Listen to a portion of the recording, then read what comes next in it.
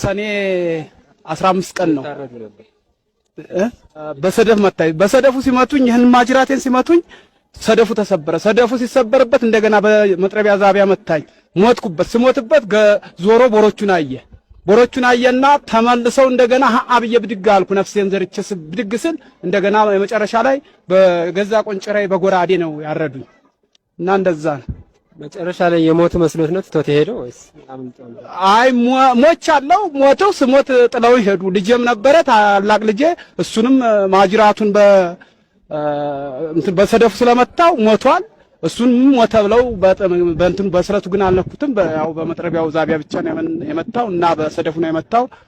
ሱዳን እኔም ዳንኩ። ይኸው ነፍሴ አለ። ለአሁኑ ደምህን ጠጥተውታል የሚባል ነገር አለ። በምንድን ሁኔታ ነው የጠጡት ደምህን? መጨረሻ ላይ ቆንጭራውን እዚች ቁስሏ ላይ ሰፋ ያለችው ቦታ አስገብተው በቆንጭራው ደሙ ሲንቆረቆር እጁን እንዲቀና አድርጎ እንደዚች እጁ ላይ ሞልቶ የመጨረሻ ላይ ሲወጣ እንዲች ጠጥቷት ነው የወጣው ደሙ።